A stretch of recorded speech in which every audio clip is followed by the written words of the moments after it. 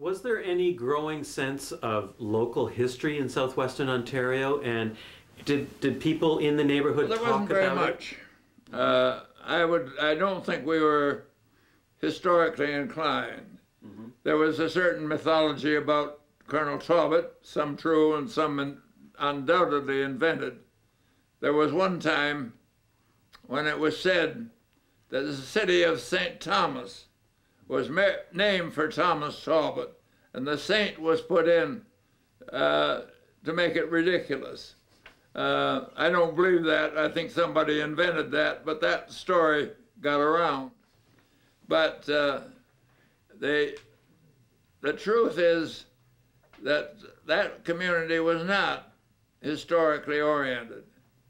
It was oriented as to clan and family and to Scotland.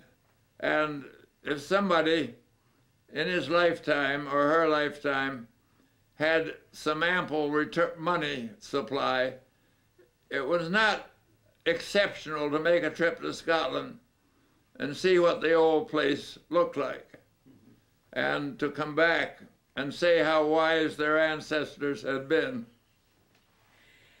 Did you work to pay your way through college, or did your father help provide for you in order for you to get a higher education? Well, we had an interesting relationship in our family. Certainly my father came up with some money, but wasn't much, and college was very inexpensive in those days. Tuition was nominal. Most of the money was for your board and lodging. But there were three of us, my older sister Alice, my younger sister Catherine, and she was enough older to have a school teaching job, which was the job that most women prepared for if they wanted to leave married life and the farm. And out of her salary as a school teacher, she helped me through college.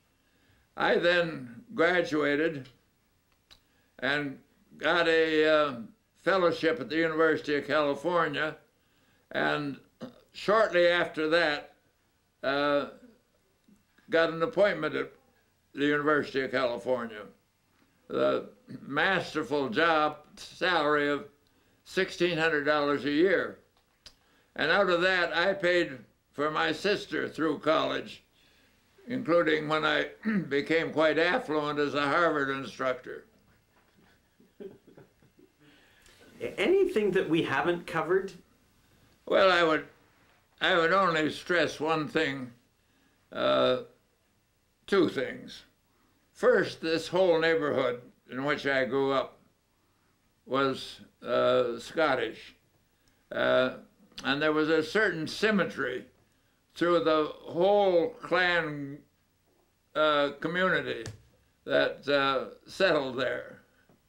It wasn't exclusively from Scotland, but it was at least 90%. There was also, broadly speaking, some divisions within the Scottish community. There was one which was hardworking, sober, committed. There was another which was hardworking, committed, but not always sober.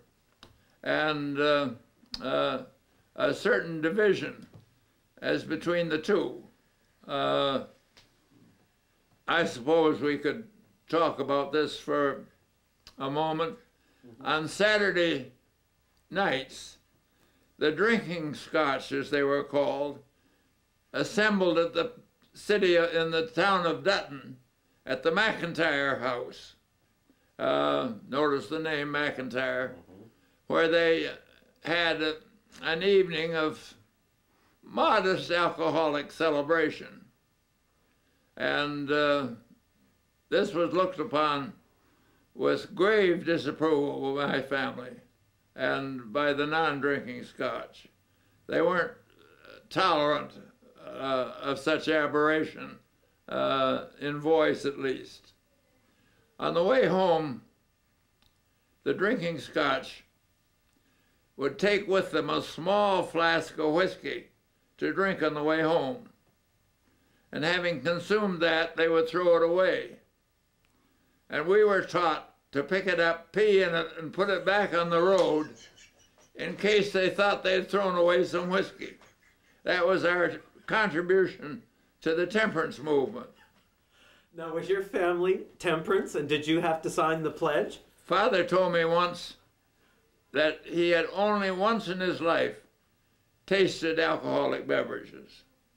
And as to the family, certainly, we were brought up to believe that alcohol was evil. It took me years to get over that doctrine. I still haven't completely escaped it. Well, there you go. I still, to this day, have a certain feeling of guilt whenever in the evening I take a drink, much as I like it. Oh, that's great. We didn't talk about it. My father was a dominant figure in the community. In the United States, he would have been called a political boss. And he was generally accorded something between respect and affection by the whole community.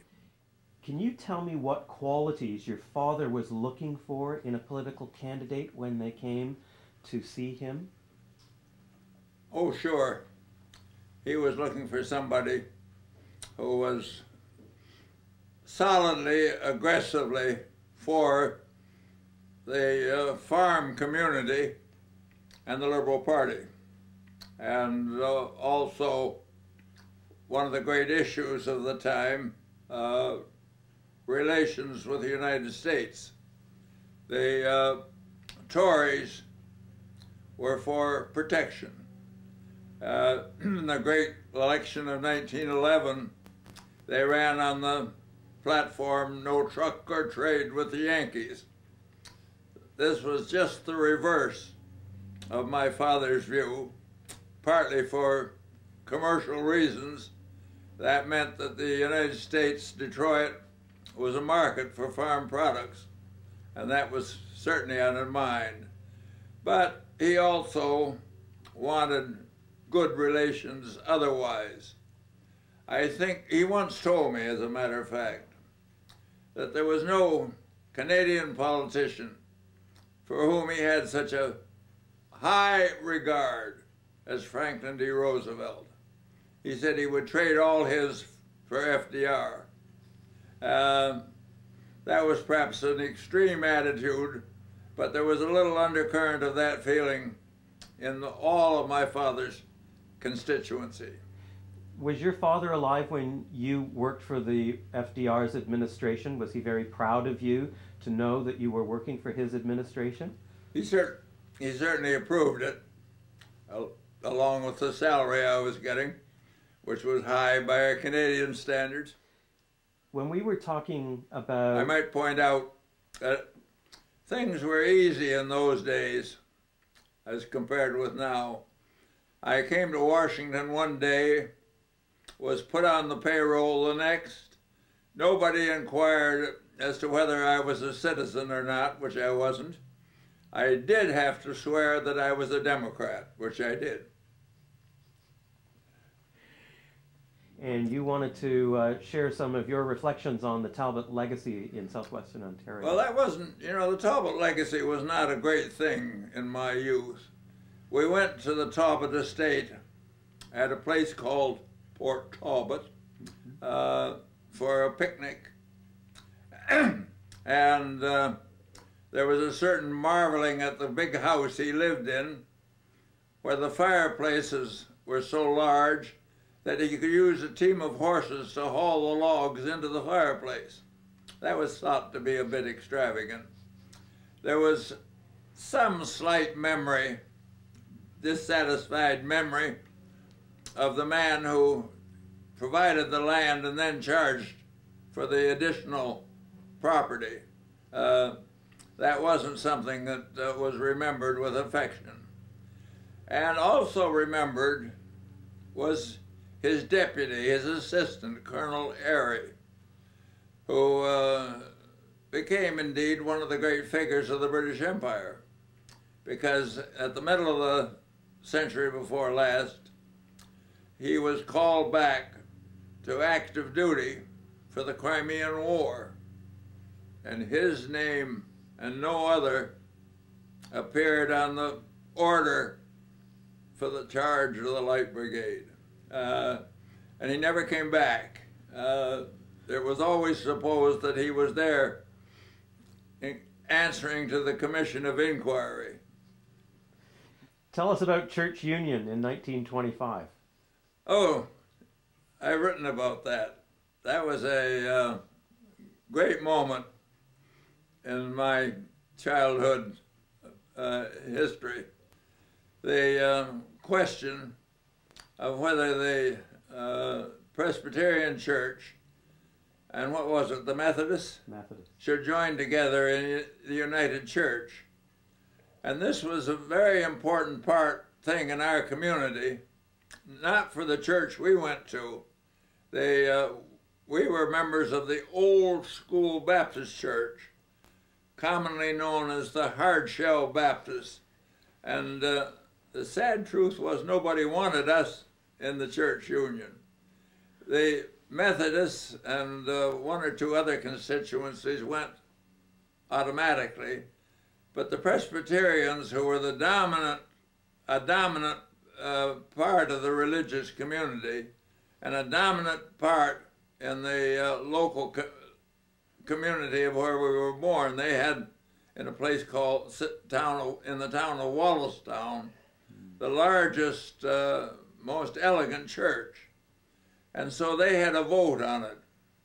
And it was really one of the most wonderful elections to watch in history.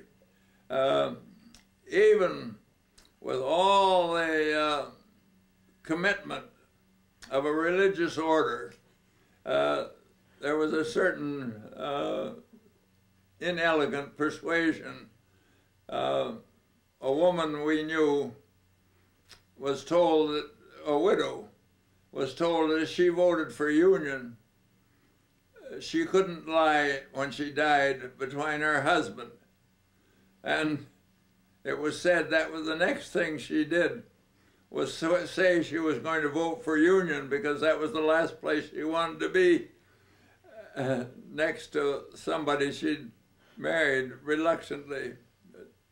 And other things were made. It was known that if you voted one way, you got the girls, daughters of the family, got a place in the choir, which they might not get if you voted another way.